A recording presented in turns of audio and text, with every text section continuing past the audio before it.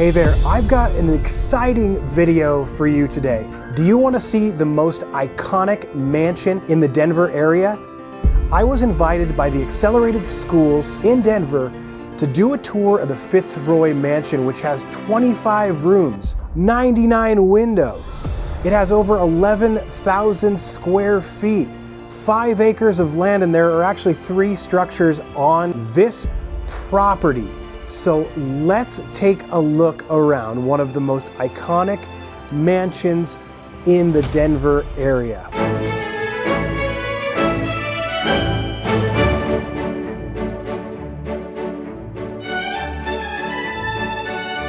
So I'm here today at the Fitzroy Mansion, which is an incredible historic building, which is now home to the Accelerated Schools. And Miss Michelle Tungle is gonna show me around. I'm super excited. Let's take a look.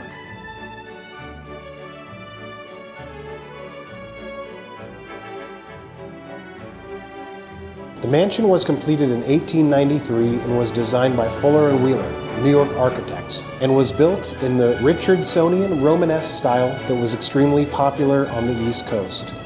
The architects were noted for the numerous educational buildings they designed in the United States and overseas.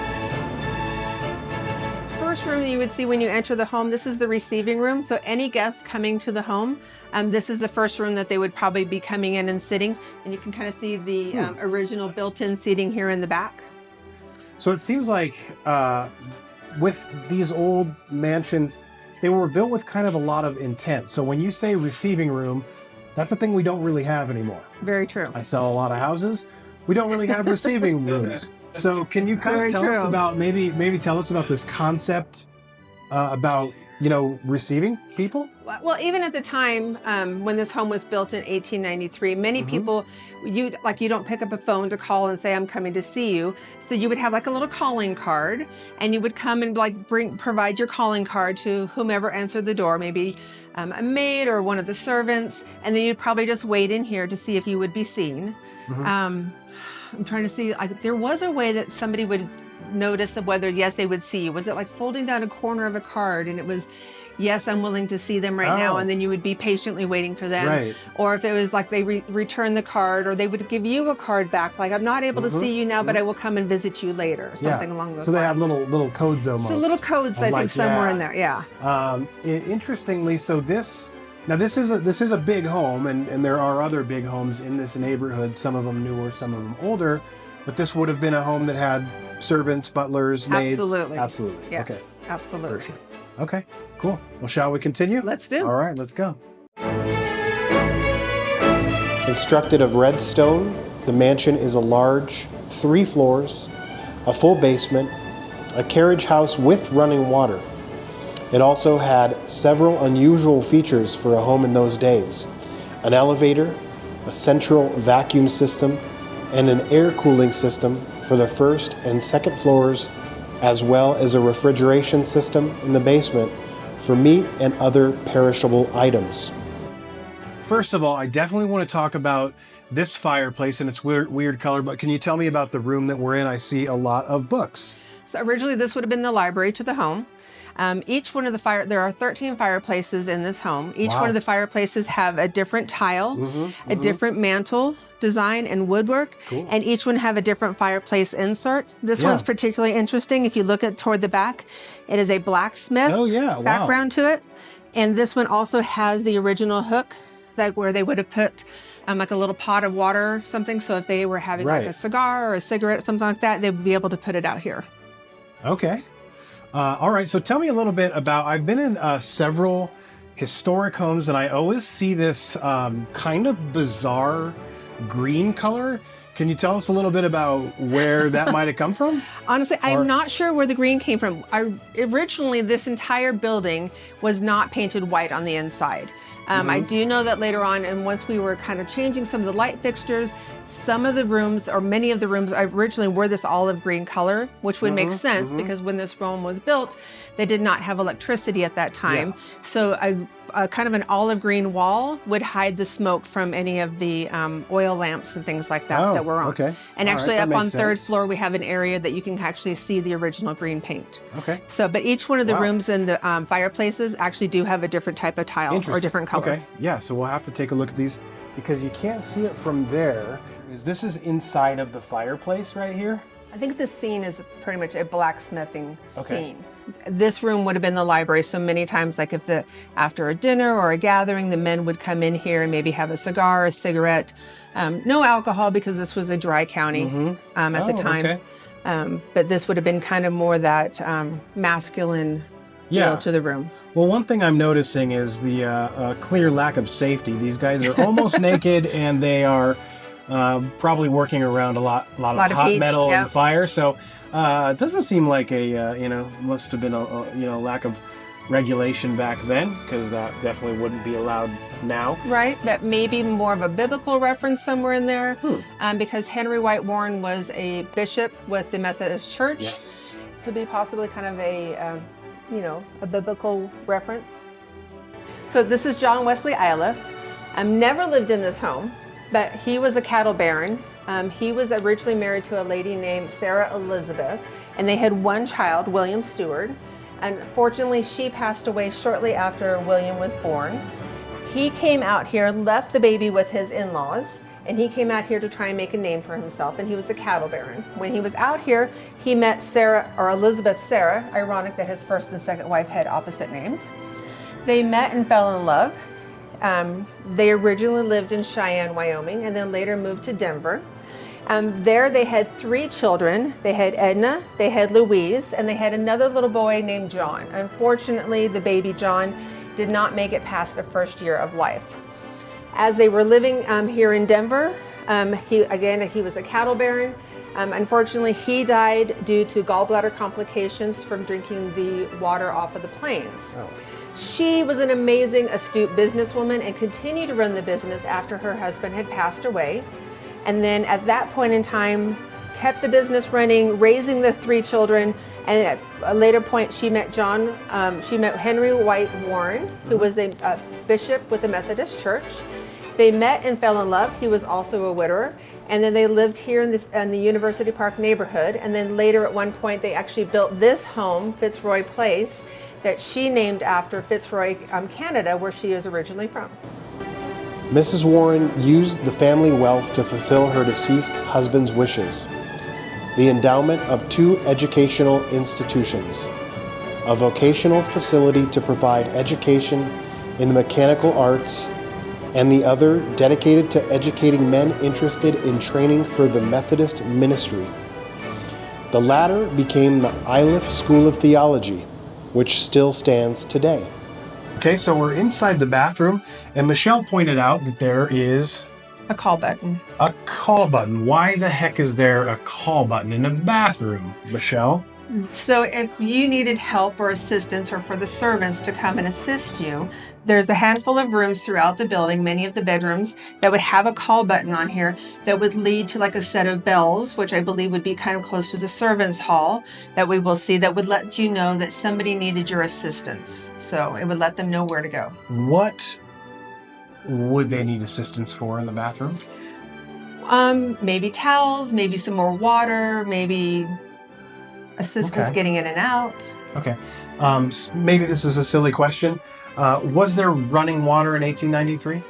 There was, although because this was a relatively new developmental area, getting water upstairs was very, very difficult. So the plumbing, they had it, but running water was not running at a regular basis.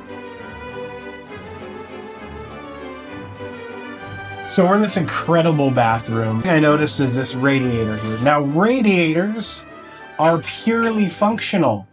But if you look closely at this radiator, it's beautiful. And this is probably done by hand. So, Michelle, can you explain to us why somebody would go through the trouble of making something that's supposed to be functional so beautiful? For a family that was they're not Molly Brown. They're not like flashy and flamboyant, but they definitely had the beautiful touches that they loved. Yeah. I know whether it's the beautiful the radiator is absolutely beautiful. The hand painted tiles that are surrounding this room. You'll see when we get to the hinges up on 3rd floor how beautifully decorated they are for something that nobody would see. Yeah. Right. It's those small little details and beautiful touches that really add to the elegance of what this building was looking like. Again, we're just seeing another example of the craftsmanship that took place in the late 1800s that does not exist anymore. Nobody would in their right mind would make this today. It's a shame. It's a shame. After Mrs. Elizabeth Iliff married Henry White Warren, a Methodist bishop, both continued to support education through the support of the University of Denver, the Iliff School of Theology, as well as other efforts. While the bishop and now Mrs. Elizabeth Iliff Warren relocated to other homes for vacations and other business, they returned to reside at the mansion until their deaths. What do we have here? You said behind this door is a nerd room, but you were telling me something more interesting before that. So originally this would have been the elevator. So there was an elevator that went from the basement all the way up to the 3rd floor. With the space. Right now, in 1910, the home caught on fire, and the fire started in the basement, and the elevator shaft was the main source of how the fire spread. So when they rebuilt the home in 1911, 1912, they kind of capped it off on each level except for the 1st floor. That's now a walk-through. Okay. So for each other level, this has now become like a closet space or a storage space. Okay. So. Understood. Yes. Why is it a nerd room now? That's where we have a lot of the technology and the wiring for computers and things like that. Sounds good. So, really another cool thing that we're going to point out right down here, that is a central vacuuming system. Oh. Which up until the mid-'80s was actually still being able to be used. And the central vacuuming system, the base of it is actually still in the basement.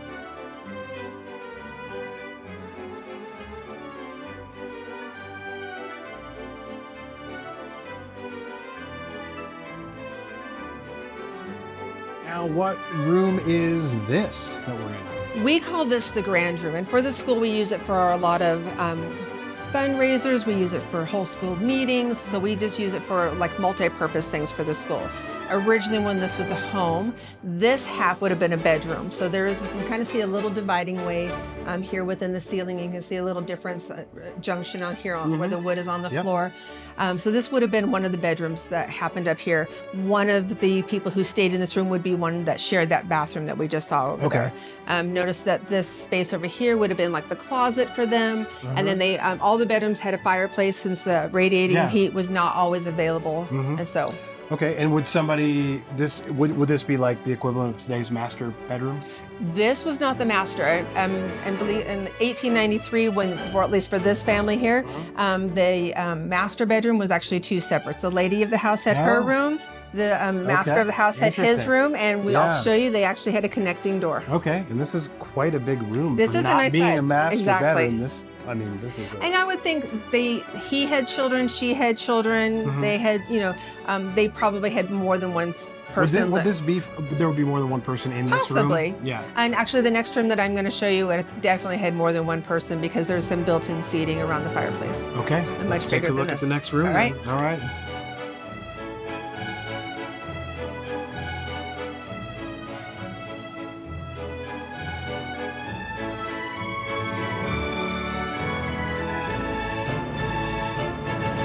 All right, so again, something that I find really cool about these old mansions that were built in the late 1800s is built-in. So we are sitting on these really cool wood. I'm not sure, do you know what type of wood these are? No. No, they seem pretty freaking sturdy to me, but they are just beautifully carved. And they are built in. Michelle, these are original? They are original. So totally incredible. And Michelle, what room are we in? This would have been another bedroom, and I believe shared by more than one person. Again, not the master bedroom. Definitely shared by more than one person because there are 2 closets. So 2 built-in seats. There are 2 small closets. Well, for their time, it would have been a regular size closet, but a closet on either side. And then that beautiful bathroom with the hand-painted tiles. There's this door that's right over here on the corner that would lead into that bathroom as well. Gotcha. Okay.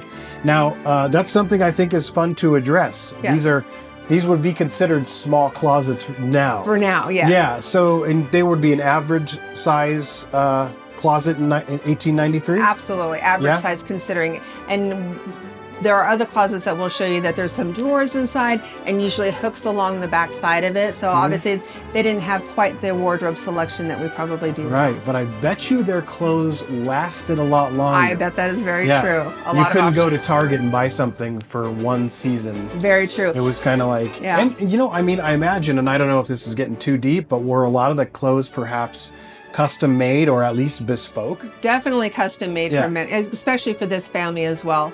There was one room that we had that a seamstress would come and live with them for a couple of months at a time and make their clothing. Yeah. We have a connection to the Isle School of Theology, and I was invited down just a couple of months ago and had a tour of that. I saw some of the furniture that was originally in this building that is now there, and I actually got to see one of Elizabeth's original dresses that was probably made in this building that is now over at the Isle School of Theology. It's beautiful. So. Now, we have... we have another fireplace here, and one thing I noticed is that the first fireplace we looked at was much more decorative.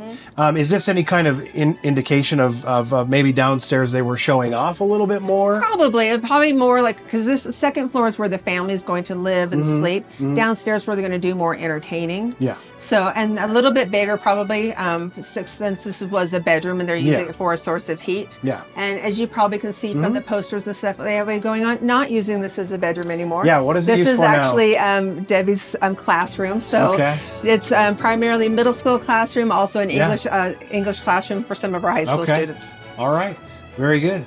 So shall we continue on? Let's continue. All right. The Fitzroy Mansion holds the distinction of being named to the National Register of Historic Places in 1975 and designated as a Denver Historic Landmark in 2007. The mansion became the Randall Moore School of Denver. In 1977, the founder of Accelerated Schools, Carl Peterson, was requested to combine his unique teaching systems with the Randall Moore School curriculum.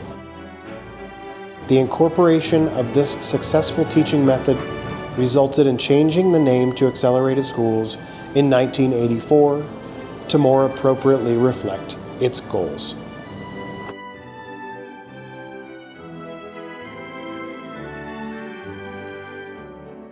Tell us about this room, Michelle, and why it's important. So this room was the lady of the house, Elizabeth Warren's private bedroom. Again, the master of the house had his own room. This room, very special. All of the wood in here is bird's eye maple that you can see, absolutely beautiful fireplace. She also had her own private dressing room and her own private bath, whereas the other rooms all share a bath. She had her own private bathroom here. All right, so when you say private now, what does that entail? And I guess what I mean is that through this door, which we're going to go through in a second here, was the man of the house, right? Exactly. Could he just come on in whenever he wanted to, or did he need special permission? How'd that all work out? Honestly, I don't know the relationship between the two of them. I would assume that it would be pretty good, considering how long they've been married and how often they traveled and their connection. But he did have his own private bedroom and bathroom. She had her own private bedroom and bathroom, but she also had an additional dressing space. So. Okay. Is there a button somewhere in here as well? There is, and actually it's right over here around the corner that I'll show you, and she's very lucky. She actually had 4 buttons on there. Wow. So unfortunately, years ago, somebody painted over them, which is so sad to me. So, but you can actually see the outlines, and she had 4 buttons. So obviously, she was quite important. Very important. All right, so shall we walk through this door here, and also want to get in here on this this bison doorknob, and we don't know if this is original, correct? Original. Yeah. I certainly hope they still make them because they are pretty cool. All right.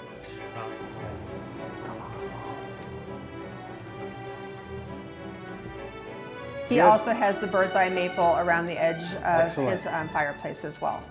So we could assume this bird's eye maple, which is very, very distinct looking, was probably a higher end wood? I believe so. Yeah. Okay. And what is this room used for today? Right now, this is a regular classroom, depending upon the teacher that's using it. Our social studies teacher uses it in the morning. We have our dean of students who uses it as a health classroom in the afternoon. So depending upon who's needing it at the time, but classroom space. Very good. All right. Is there more to look? Is there more to see? There is. There's his private bathroom. We're here around the corner, and her private bathroom that we can go back to. Okay. So this would have been her dressing space. Okay. Yeah. Original tiles here on the wall, and the hand glazed tiles that go along the edge. You can see like the medicine cabinet kind of built in as well on the top. My understanding, original tub and original marble sink.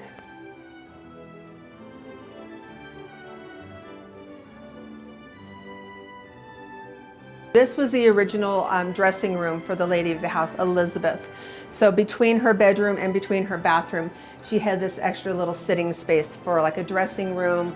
She probably had hooks on the wall for her dresses, even though she had a closet in her bedroom. She maybe had a little settee or some chairs in here to sit. Again, the beautiful radiator underneath the windows. For us, it's kind of a middle school library.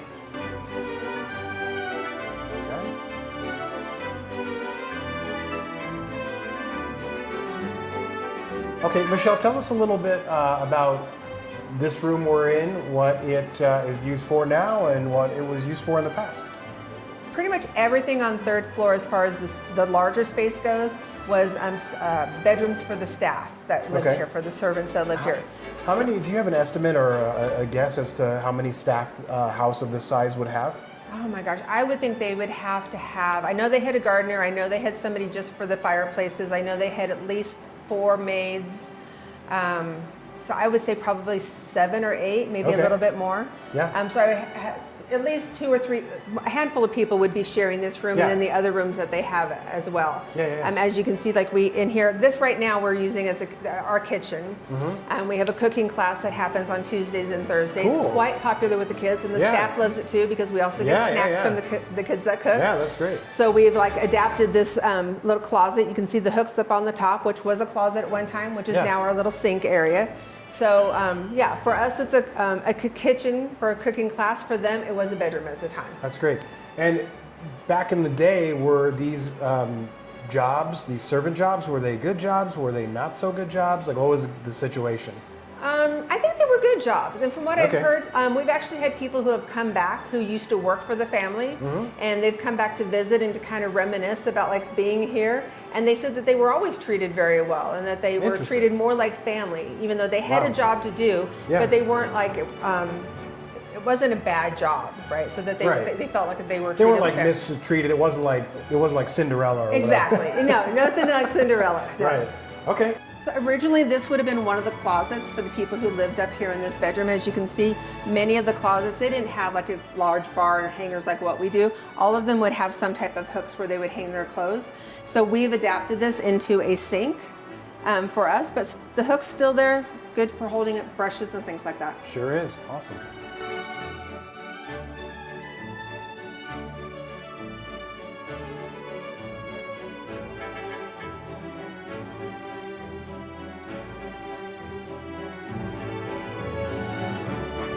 So now Michelle is going to show us the only original chandelier in this whole place. I'm ready. I can't wait. You've seen some really great ones here in this building. Yeah. Are you ready? Show me. All right. All right. Right there.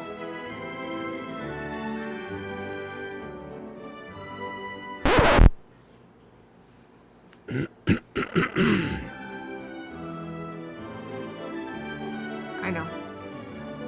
In here, as I'd mentioned earlier about the house not being white, and it was an olive green, this would have been like the original paint and the original color, and a much larger closet. And you can again see the hooks on the edge. The bars that are in here were added in later by later residents, and the bar at the top, again, not original. That would have been like the plumbing when this became a school. We were forced to put in like the sprinklers. So, but this would have been like the original color with like a hooks on the edge.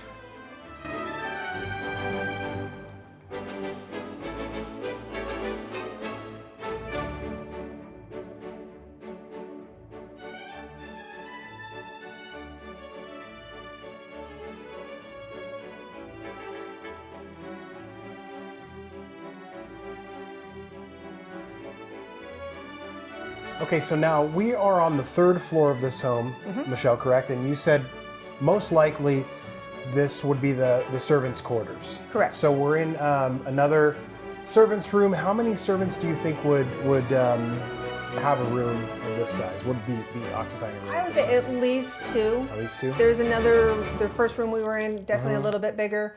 There's another one a little bit larger, and then another one that's a little bit larger as well. And then there's kind of one overall living space that they probably all had access to because it has a little bit of a balcony to it. And this is a pretty big room, so it's not like these servants were crammed in. I mean, this is a nice size. This is actually a pretty ample room, and I mean, you could easily have 2 beds in here, a sitting area. And were these servants, hopefully, did they pair them because they were friends? Were they mostly friends? Were they in the same family? I Do we don't know? know. I don't know if they were in the same family or was it they did a similar job, which is a possibility, you know, depending upon like were they both up at the same time doing the same similar things? I'm not quite sure. Yeah, well, interesting. But long story short, the servants that lived here and helped out here seem to be treated pretty well because this is it's not bad for nice the space. room. Yeah. All right, so we have, again, more built-in cabinets here, and it's amazing that these actually still function quite well. I mean, they're a little bit squeaky. But one thing I wanted to point out is that these metal handles are original, and they're beautifully engraved, and then these white knobs right here are not original. They've been replaced over time, I assume because, you know, a few of these fell off or something like that. So amazing, these built-ins. It's got these cabinets that open up, drawers here. I mean, geez, I don't even know where to begin as far as estimating what something like this would cost today, but it's solid wood, very, very well built, and really beautiful. Michelle, tell us a little bit about this room here, another servant's room. Another servant's room that held presumably. quite a few servants would have shared this room as well. In 1910, like we mentioned earlier, when the home caught on fire, and they were rebuilding it. So in 1912, this was part of the area that wasn't damaged completely. Okay. And so it was one of the first rooms that they were able to finish. And so we did see Henry White Warren's master, his room, the master of the house. He became quite ill, and so this was one of the rooms that they brought him up to. Okay. And this is actually where he was living when he was so ill, and this is the room where he passed away. He passed away in this very room? In this room, yeah. Wow. Okay, is there any reason to believe he may still be hanging around? Some people think they've noticed things or have been like touched or like cool sensations. I have never experienced any of it, unfortunately. I'd like to, so if you're here, let me know. Okay, all right. Yeah. Well, we don't want to freak you out, so we'll leave all this haunted stuff for another video. So another thing to kind of point out, that fine detail that you wouldn't find in many typical homes is the amazing detail that they even have on the hinges on their doors.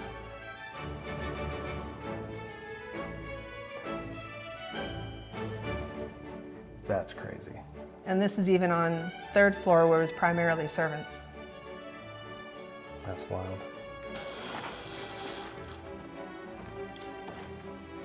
So this was a living space for most of the servants. They do say that Elizabeth actually would come up here and paint because it had such beautiful lighting. The little balcony here is original. The fire escape is not. That was made for us to put in when we became a school.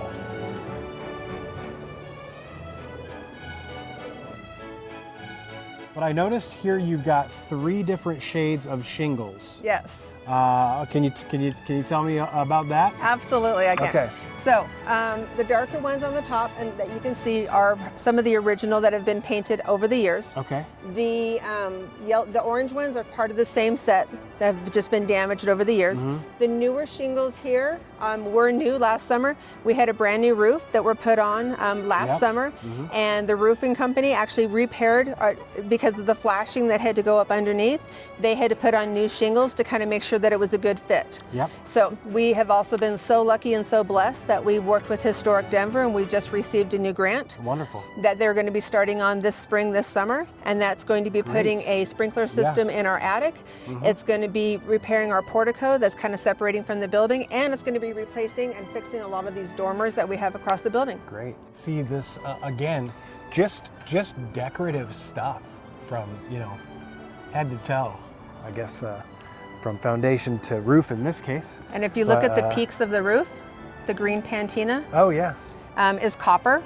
Yeah. And so it was absolutely amazing that when they had to take the roof, the peaks of it off, so that they could replace the roof, the inside of it is so bright and so shiny, like brand new copper. It's absolutely beautiful. I can only imagine what it would have looked like when this home was originally built, because that would have just shined from anywhere you would have seen. Yeah, that's pretty cool. It's pretty amazing. It is. All right.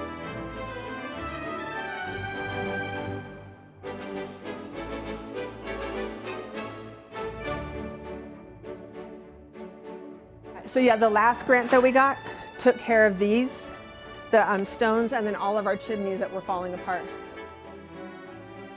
Where are we going, Michelle? So this is a carriage house. So originally when this was a home, this would have been like where the barn, the horses and wagon and stuff was kept. So for us now, we use this for art and music and PE for our middle school students. Okay. So you want to go inside? Yeah, let's take a look at some, but before I have a couple questions. This is a big house. So you're telling me this was just for stuff? Well, for stuff. There's also, on the second floor in the inside, there were 2 small rooms. So that's where they would store some of the hay and the feed, things like that for the horses. And there were 2 small rooms like for the stable hands that would stay. Great. Yeah. All right. Well, let's horses and wagons, yes. Yeah. Can we take a look inside? Absolutely. All right.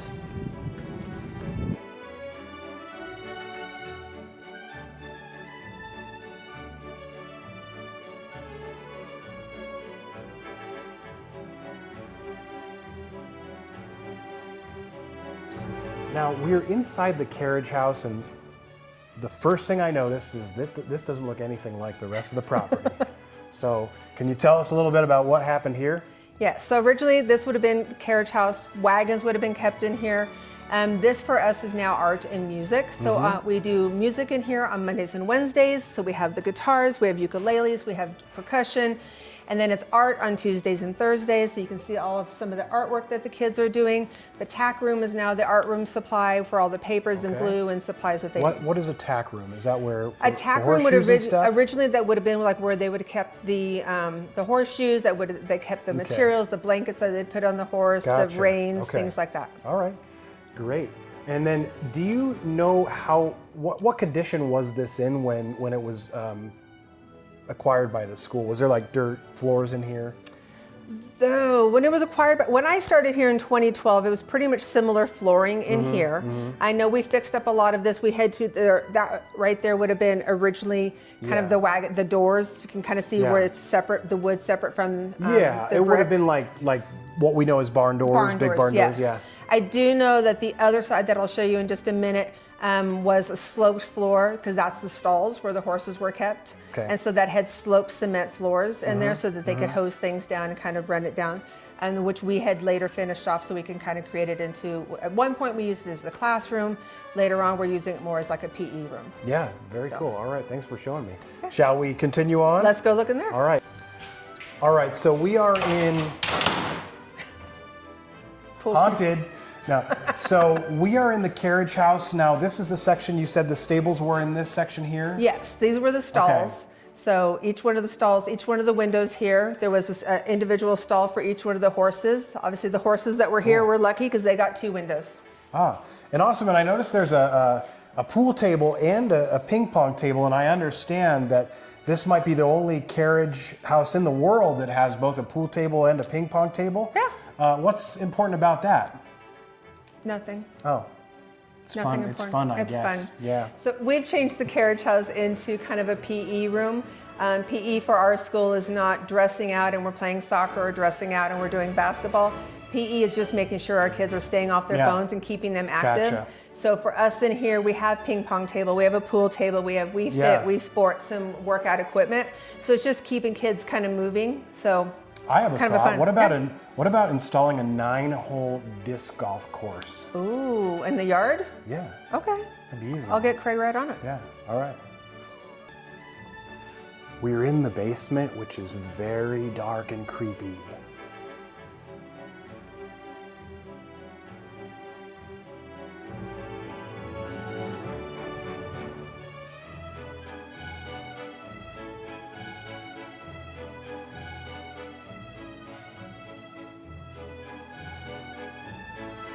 All right, so down in the basement is this amazing safe. I mean, it's gigantic, and I think it's made of solid iron. I mean, this probably weighs as much as a car, but it is original and was put in the basement before the house was even built, because I guess back in the day, I don't know.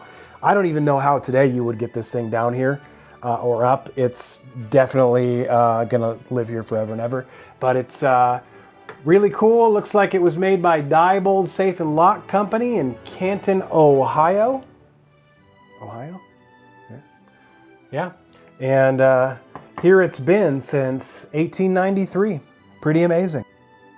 And another thing I just wanted to point out about this safe is there's a freaking painting on it. And my guess is it's probably hand painted.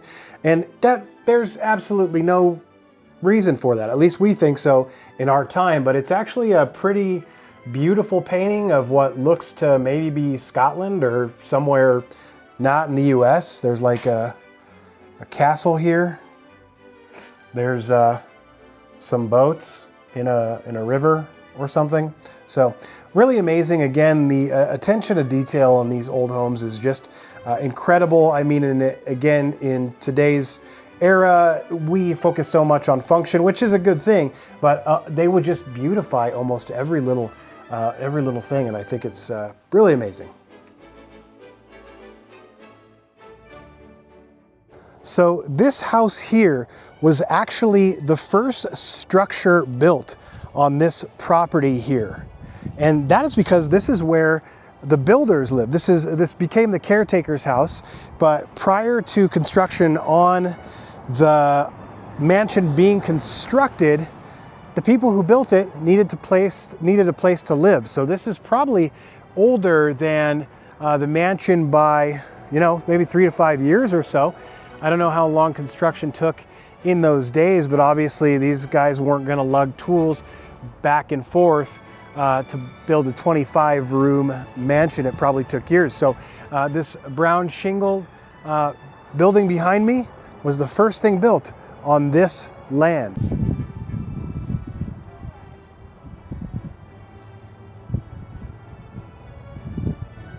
By now, you know that I'm a realtor and I love showing people around Colorado, and I love historic homes, and we are in front of the Fitzroy Mansion, which is now the Accelerated School. So Michelle, could you start by telling us a little bit about the home itself?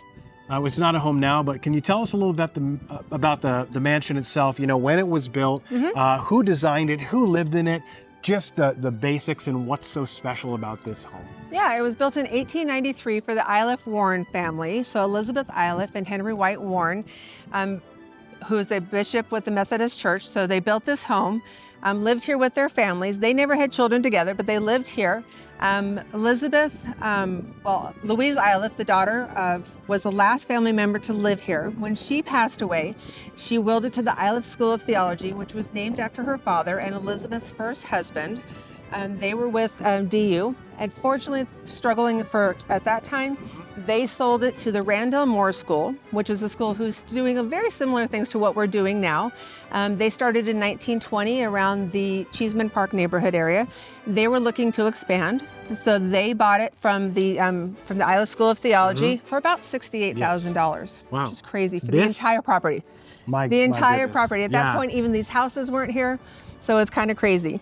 Yeah, now this property is, how many bedrooms does it have? And do you have an approximate size and square footage of this home? It's about 18,000 square feet. Okay. I know that does not include the other structures on the property. Does not include the other structures. Okay. It has 13 fireplaces, 99 windows. Wow.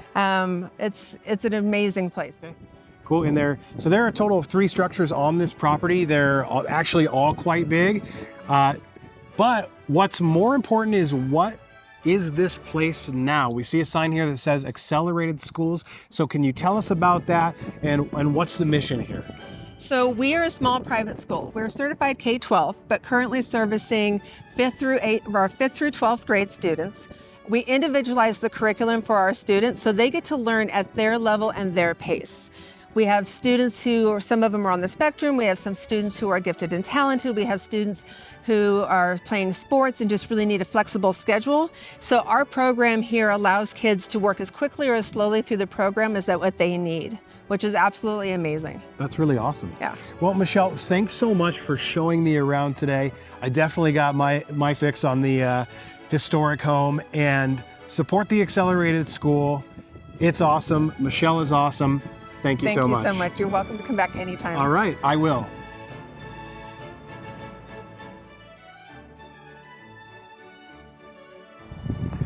Okay, that is going to wrap up our tour of the Fitzroy Mansion and the Accelerated Schools in Denver.